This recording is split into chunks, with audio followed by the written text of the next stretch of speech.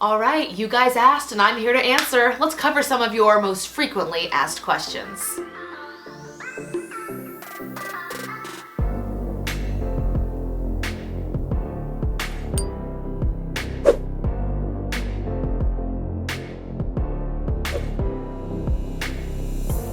Hey you guys, and welcome back to my channel and another episode of the Onesie One Take, a weekly video series where I come home, sit in front of my camera, put on a onesie, and answer your questions. If this is the first time seeing my face, please make sure it is not the last by clicking that little subscription button and the bell down below to be updated for each and every future video. This video series is also brought to you by my new and improved mailing list. Stay up to date with everything VIPKID related and collect my monthly freebies by signing up for my mailing list down below in the description box. Also, while you're down there, I have added links to the things I use in my VIPKID classroom and my brick and mortar as a dual school teacher. You guys have been asking what things make life easier and things I use on a daily basis, none of which are sponsored. They're just loved and used each and every day. So if you're curious, head down to the description box and check it out. All right. Since starting this series 2 months ago, well, just over 2 months ago, I've always been asked, when are you gonna do a frequently asked questions, an FAQ? When are you gonna answer our question? When are you gonna do that? So finally, I put the word out there on Instagram 2 or 3 times,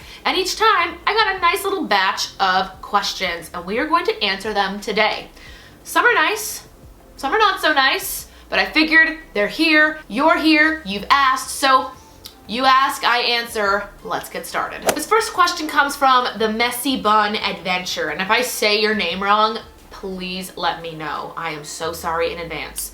How can you balance working in a traditional classroom and VIPKID at the same time? My best response to this is to be organized and really protect your time. Last year as a first year teacher, I did a horrible job at keeping my work in the classroom.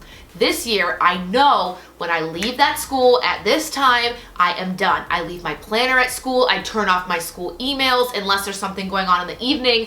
They know how to get in contact with me, but I have gotten really good at shutting work off when that time hits. When it comes to balancing VIPKID, what I do is I set a financial goal that's not super hard to emulate. If it were summer, I could do this goal in a week. I try to teach 45 to 50 classes for the whole month, and the second I do that, I am done for the month. I do not try to go over. The second I hit it, the rest of the month is for me to sleep in, and I also take off weekends from both, brick and mortar and VIPKID. Is it possible to earn a similar income from VIPKID than from a traditional teaching job? Now, that's a very open-ended question. It would depend on how much you were making in the brick and mortar, how many classes you'd be willing to work in a balanced lifestyle if you were to do VIPKID. I will say, money aside, you will not get benefits, you will not get paid time off that you would in a brick and mortar. I have heard of people doing this, but I did make a video personally for me as to why I am not full-time with VIPKID, and I'll put that up above. It is possible if you are willing to wake up super early on a regular basis and you have the stamina to work as a contractor, meaning you don't get paid time off. Next question is from Anne Marie, and she asks, how to help prepare and do your first couple of classes? What is your advice? I have a few videos on this, but I would say if I could give 2 pieces of advice on how to prepare for your first couple of classes, obviously get in early, make sure that your headset is working, and honestly just be yourself, focus the best you can on your pacing, and leave the best feedback that you can. Feedback is a skill, pacing is a skill, and being able to talk to a stranger who doesn't speak your language that you are teaching to them is also a skill. Don't expect to be perfect in your first contract. Your first contract, and for me, your first and second, are there for you to learn. Desiree, really? Krista asks, what motivates you to be extra when you get paid the same no matter what? I would definitely say what motivates me is a quote I heard a long time ago that essentially says no matter what you do in life, be good at it. If you're a janitor, be the best janitor you can be. If you're an open heart surgeon, I would hope you be the best that you can be. But also, being a little extra, going ahead a little bit further than you need to, or taking the extra step or the initiative, while I might get paid the same as somebody else who doesn't, I would like to think that I'd be more memorable because I'm the one that, took the initiative. It's kind of like if you hired somebody to clean your house and you like to talk to them or you wanted to be personable and you had somebody that came and cleaned your house and was silent and did an okay job, and then you had somebody that came in, made a good impression, that's the word I wanted, and did the same amount of work and the same kind of job. You're going ahead with your initiative and you're doing the best you can, and in this case being extra, in my experience, makes you memorable. So I think being memorable is what motivates me, but you're also asking a question to a girl who wears a onesie on the internet, so. Abe LCL15 asks, how long did it take you to start getting booked?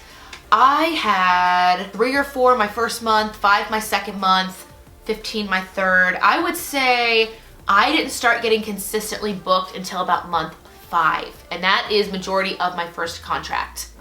Dr. P. Duran asks, what times were you teaching before versus now? And I think what they're asking is, when I did VIPKID as my main source of income, what were my hours then? And now that I'm a brick and mortar teacher, what are my hours now?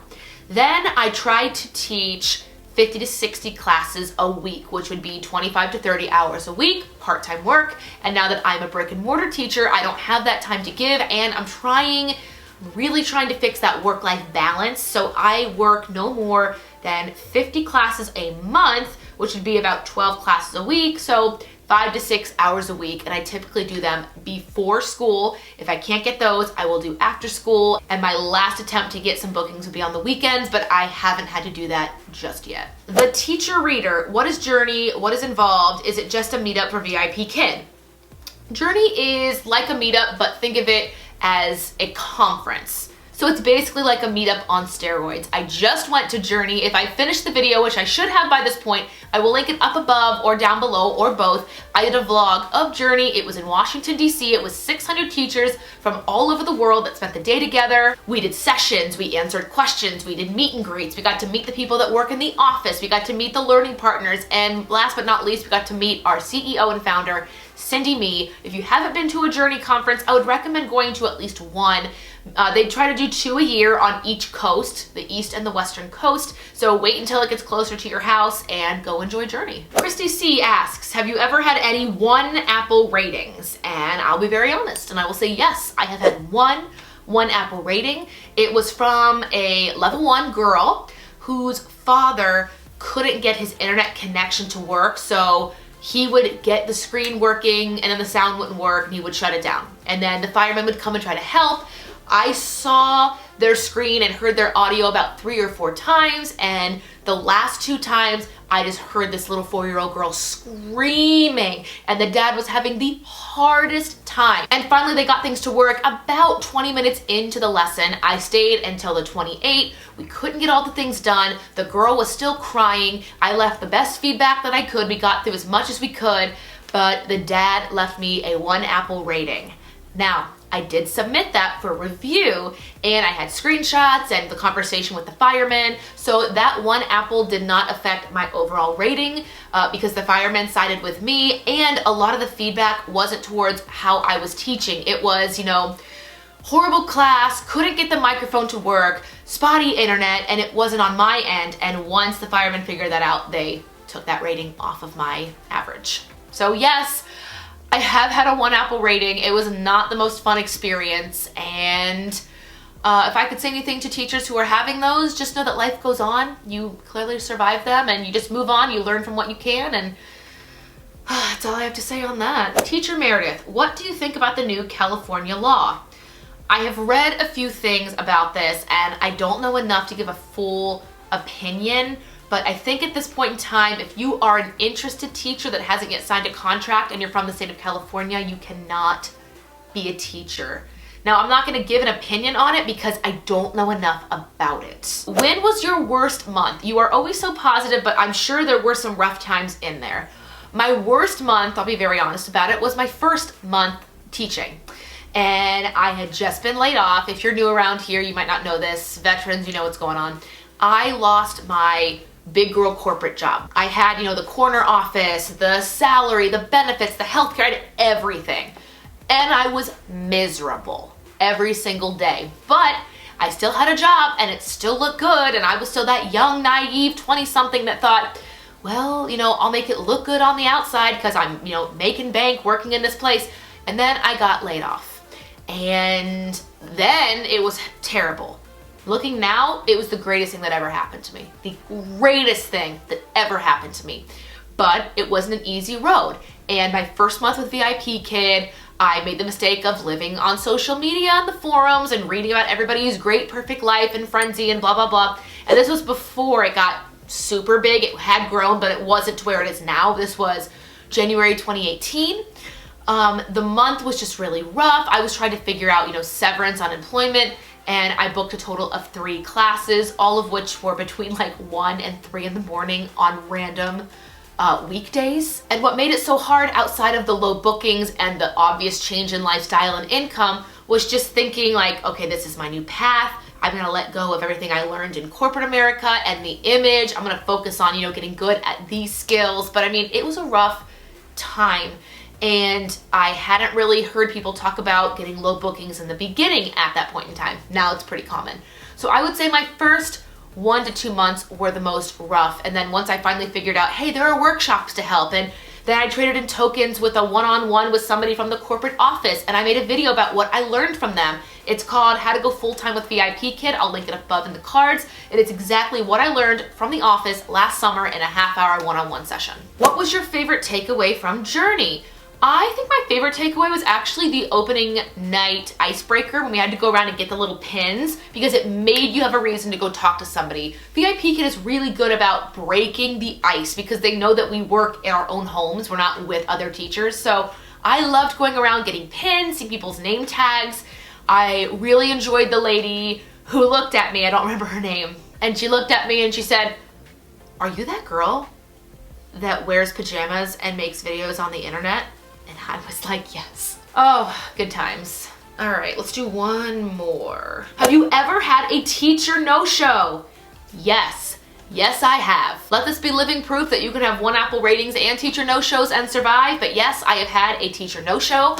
There was a morning where I had 2 alarms set.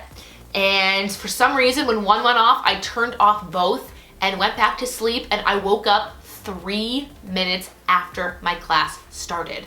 And in true teacher fashion, I rushed over to the computer and I saw I got a teacher no-show. I saw that I'd already been marked and I'd already been docked that money, and I panicked thinking, oh my gosh, it's over, I'm ruined. Like, I knew it was going to happen. Like, it's kind of like when you see that you get a rating and you don't know if it's 5 apples or 4 or 3 or 1.